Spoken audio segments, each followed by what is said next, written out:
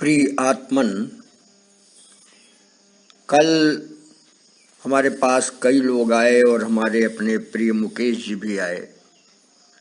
कई बार ऐसा होता है कि संसार में बहुत लोभ न रहते हुए भी इंद्रियां जागृत हो जाती हैं और फिर कुपथ्य के कारण मेरा स्वास्थ्य, शारीरिक स्वास्थ्य बिगड़ गया। मैं रात में परेशान रहा। मैं सबको समझाता हूँ, सिखाता हूँ, उपदेश देता हूँ, खान पान में सतर्क रहना चाहिए। मैं भी रहता हूँ, लेकिन कल वो सतर्कता मेरी टूट गई तो उसका तुरंत दंड मिल गया। मेरे आत्मीय जन, एक होता है त्वरित दंड, एक होता है कुछ दिन के बाद दंड, और एक होता है जन्मांतर के बाद दंड। तो जो त्वरित दंड है, एक प्रकार से ये सबसे छोटा दंड है। किसी बच्चे ने कोई ऐसा किया, माँ ने उसके एक थप्पड़ मार दिया और उसके बाद वो रोया तो उसने अपनी गोदी में बैठा लिया, तो उसका दंड पूर्ण हो गया और इसके बाद वो प्रसन्न हो गया। परमात्मा भी इसी प्रकार से जब आपको गोद में लेके चलता है तो अनेक बार त्वरित दंड देता है। मैं नहीं कहता कि मैं बड़ा भारी कोई परमात्मा का प्रिय हूँ, और वैसे देखा जाए तो परमात्मा के तो प्रिय सब हैं, उसी की रचना है, किससे कैसा व्यवहार करना। जैसे आप कल्पना कर लीजिए कि एक घर का बड़ा विवेकशील मुखिया है, तो उसके पुत्र हैं, पौत्र हैं, प्रपौत्र हैं, दौहित्र हैं, तमाम उसके रिश्ते नाते हैं और वो सब निर्वाह करता है। किसके साथ कैसा व्यवहार, किसी को डांटता है, किसी को पुचकारता है, किसी को कुछ करता है, और उसके सेवक सहायक भी हैं। इतना बड़ा, इसी कल्पना को आप अनंत गुना कर दीजिए, वही परमात्मा का स्वरूप मान लीजिए। सगुण भक्त लोग इस स्वरूप को अगर कल्पना करेंगे तो उनको बड़ा सुख मिलता है।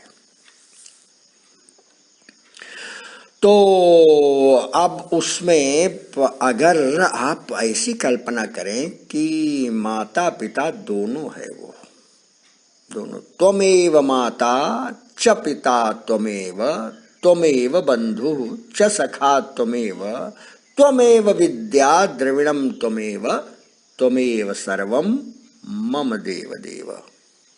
प्रार्थना है ना भक्त की। तो भक्त जब प्रार्थना करता है और भावातिरेक में प्रार्थना करता है तो सचमुच में ऐसा लगता है कि उसकी वाणी से एक बहुत बड़ा तत्व निश्चित हो रहा है। त्वमेव सर्वम मम देव देव।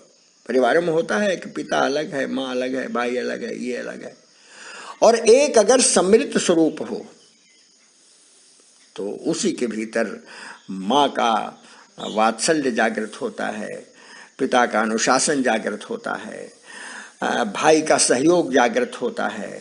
तमाम इस एक प्रकार ऐसी कल्पना आप करके देखिए। थोड़ा कठिन लगेगा लेकिन हो सकती है। तो त्वरित दंड मिला और उसके बाद रात्रि बीती। प्रातः काल में प्रसन्न हूँ, आनंद में हूँ, और आपके साथ बैठकर मैं वह जो विवेचन कर रहा था, बल्कि आपका वर्णन कर रहा था। विवेचन तो क्या हो सकता है इतने कम समय में। सेवा धर्मो परम गहना योगिनाम अप्यगम्य।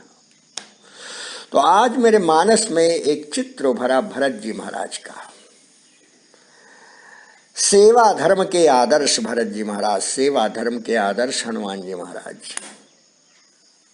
सेवा धर्म के आदर्श लक्ष्मण जी महाराज। लेकिन इसमें भी तुम महि प्रिय भरत ही सम भाई। जहां कहीं बिल्कुल किसी को प्रेम का बिल्कुल अजस्र वरदान देते हैं भगवान राम, तो वो कहते हैं कि तुम भरत के समान मेरे प्रिय हो। भरत अत्यंत प्रिय क्यों हैं? भरत सेवा के वे आदर्श हैं कि जो एक निष्ठ सेवी है,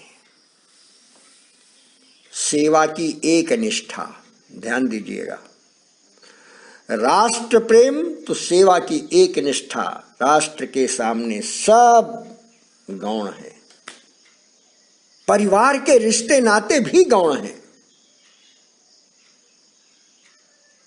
आप विचार करिए, बहुत लोग हैं, बहुत लोग हैं। आप एक परंपरा इन्होंने डाली, डॉक्टर हेडगेवार ने परंपरा डाली कि राष्ट्र की सेवा करनी है तो अब परिवार नहीं बसाना। अब परिवार नहीं बसाना तो जो पहले से परिवार है उसके लिए भी मोह ममता नहीं करना। वो पूज्य है लेकिन आदर्श नहीं है। आदर्श हमारा राष्ट्र है, राष्ट्र की समस्याएं हैं। और ऐसे जाने कितने श्वेत वस्त्रधारी सन्यासी निकाल दिए। और घर के प्रति प्रेम, कोई कह सकता है अरे साहब आपकी ये भी तो कर्तव्य भावना थी, आपको ये करना चाहिए था। लेकिन एक निष्ठा, एक निष्ठ सेवक, राष्ट्र निष्ठा, एक निष्ठा। इसी प्रकार भरत की निष्ठा राम निष्ठा है।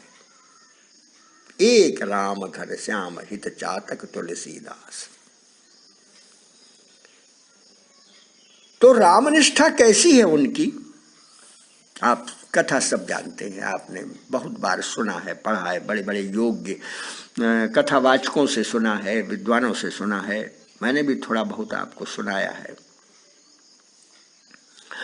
आप पूरा वर्णन देख जाइए कि राम वन चले गए और फिर निषाद राज और ये सब पूरा का पूरा राम वन पहुंच गए और भरत जी महाराज यहाँ आ गए हैं और उन्होंने सारा दृश्य देखा है, बड़े दुखी हुए हैं, माँ को बहुत बुरा भला कहा है, कैकेयी कौशल्या ने समझाया है। और अंत में भी जब उनसे गुरु वशिष्ठ जी महाराज के पास औपचारिक रूप से बैठते हैं तो आप जानते हैं कि जब राष्ट्रपति आकस्मिक रूप से नहीं रहता तो फिर जो चीफ जस्टिस है उसके पास जाता है अधिकार। इसी प्रकार से इस राजतंत्र में माना कि आकस्मिक रूप से राजा अपना स्थान छोड़ गया, आकस्मिक रूप से, किसी को नहीं उम्मीद थी कि ऐसी मृत्यु हो जाएगी। तो फिर पूरा अनुशासन, राज व्यवस्था राजगुरु के पास। राजगुरु कौन है? वशिष्ठ है। अब वशिष्ठ ने पहला काम किया कि भरत को बुलाओ। क्यों? क्योंकि मानस में तो उनके मुंह से निकला नहीं, लेकिन आशय यही है कि भाई भरत, राम इसीलिए गए कि भरत को राज्य मिले। भरत बुलाए गए हैं और सब कुछ ये सब कथा बताएंगे तो बहुत लंबा समय हो जाएगा, ये पूरा नहीं होगा। यद्यपि मेरा मन जब भरत का चरित्र सुनाने का होता है तो ऐसा लगता है मैं सुनाता रहूं, मैं सुनाता रहूं, मैं सुनाता रहूं। तो भरत जी महाराज को जब समझाया गुरु जी ने कि देखो भाई ऐसा है कि अब ये आकस्मिक रूप से आपका एक कर्तव्य है, राज सिंहासन खाली नहीं रहता और मैं जितने दिन इस राज सिंहासन की चिंता कर रहा हूं तो ये एक प्रकार से अस्थाई व्यवस्था है। अब आप आ गए हैं और आपको ही ये राज तिलक होना है। सुनते हैं शांत। फिर कैकेयी भी कौशल्या भी समझाते हैं, कैकेयी की कोई बात ही नहीं। कौशल्या धरि धीरज कही पूत पथ्य गुरु आयसु आही। गुरु का जो आदेश है ये पथ्य है, ये सब प्रकार से उचित है। सो आदरीय करिय महित माही तजीय विषाद काल गति जानी। सो आदरीय करिय हित मानी तजीय विषाद काल गति जानी। जब बड़ा समझाया, सब कुछ सुना, सब कुछ सुना। भरत कमल कर जोरी धीर धुरंधर धीर धरी बचन अमीय जनु बोरी देत उचित उत्तर सबहि। सबको एक एक करके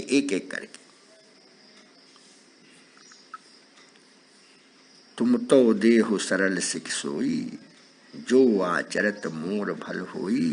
यद्यपि यह समुझत होनी के, तदपि होत परितोष न जी के। और फिर क्या कहते हैं, मुझे क्यों परितोष नहीं होता? हित हमार सिय पति सेवकाई, सो हरिलीन मातु कुटिलाई। मेरा हित केवल सिय पति सेवकाई, एक निष्ठ सेवा, एक निष्ठ, एक निष्ठा राम। मैं अनुमान दीख मन माही, आन उपाय मोर हित नाही। शोक समाज राजु के ही लेखे, लखन राम सिय बिनु पद देखे।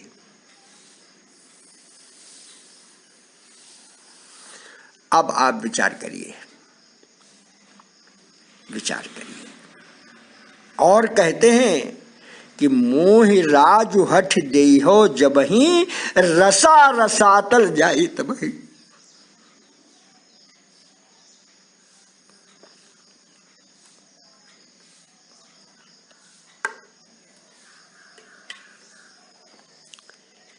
एक निष्ठ सेवक का संकल्प देखिए। एक निष्ठ सेवक जो होता है उसका संकल्प इतना बड़ा होता है कि उसके सामने सारे संसार के रिश्ते नाते शून्य हो जाते। जरा देखिए तुलसी कैसे लिखते हैं कि अगर सब लोग जिद करके मां गुरु सब मोहि राजु हठ दे हो, जब ही जबरदस्ती अगर मुझे राज दे दोगे तो जानते क्या होगा? रसा माने पृथ्वी, रसातल जाई तब ही, या रसातल चली जाएगी। मोहि समान को पाप निवासु, जही लग सीय राम बनवासु।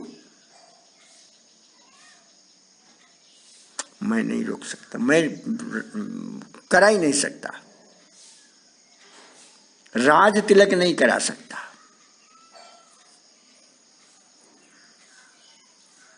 आप देखिए जरा, डरु न मोहि जग कहिए कि पोचू, परलोक कहु कर नाहिन सोचू। कोई कहे कर्तव्य से भाग गया भरत, कर्तव्य से भाग गया। डरु न मोहि जग कहि कि पोचू, कि कायर है ये। और परलोक में भी अगर मेरी निंदा हो तो इसका भी सोच नहीं। एकई उर्बस दुसह दवारी, अरे मोहिलग भेसिय राम दुखारी।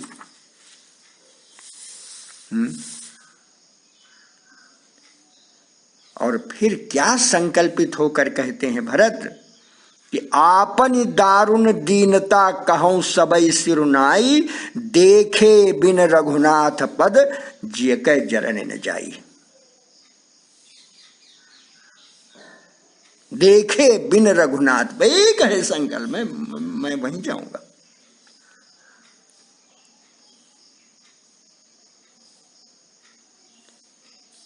और फिर क्या होता है कि यह जो एक निष्ठा का संकल्प है वह शतगुणित होकर चारों तरफ प्रसरित होता है। एक निष्ठा का संकल्प, राम निष्ठा। और जैसे ही पता चलता है कि नहीं राम तो, भरत तो संकल्पित हैं राम के लिए, जाएंगे उनके दर्शन करेंगे, लेकिन जब राम जो कुछ कहेंगे ये भविष्य में, आज नहीं पूरा होगा, फिर होगा।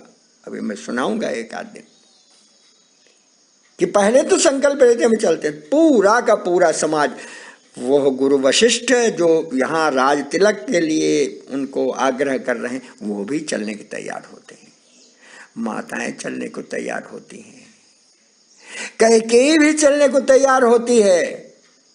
और यह चल रहे हैं, तैयारियां हो रही हैं, पूरा प्रबंधन जुटा हुआ है तैयारियों में। और किस प्रकार से भरत जाते हैं, किस प्रकार से निषाद मिलता है, कैसे भरत वहां पहुंचते हैं, ये एक अद्भुत कथा है, अद्भुत कथा है। क्यों जा रहे हैं भरत? राम को वापस लाएंगे, राज तिलक उन्हीं का होगा, राज्य वही करेंगे। महाराज ने जो इनको वरदान दिया, जो कुछ हुआ है वो सब सारा भरत अपने सिर ले लेंगे, लेकिन ये करवाएंगे। संकल्प लेकर चलते हैं राम की वापसी का। और फिर मेरे आत्मीजन, मैं आपको सुनाऊंगा कि इस संकल्प का विकल्प कैसे स्वीकार कर लेते हैं भरत।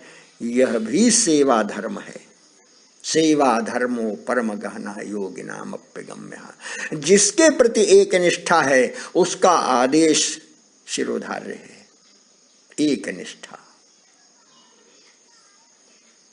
मेरे आत्मीजन, ये एक बड़ा रहस्यात्मक पक्ष है संसार का, जो अध्यात्म में प्रवेश करने के बाद ही आपको कुछ झलक दे पाता है। अन्यथा तो सब हम सेवा कर रहे हैं, हम ये कर रहे हैं, वो क्या बताएं, हम लोक सेवक हैं, हम मरे जा रहे हैं, हमारी कोई चिंता नहीं करता। पूरा संसार यही तो ढोलक के लिए बजा रहा। हम भी थोड़ी देर के बाद जब इस संसार में जाएंगे तो इसी तरह के नौटंकी करेंगे। लेकिन मेरे प्यारे आत्मीजन, थोड़ी देर अगर आप अपने पास बैठें और इन प्रकार के भावों से भावित हों तो आपका ये जो क्षणांश में कुछ आनंद प्राप्त होता है, यह भी आपके लिए एक संजीवनी हो सकता है। बहुत बहुत आशीष। धन्यवाद।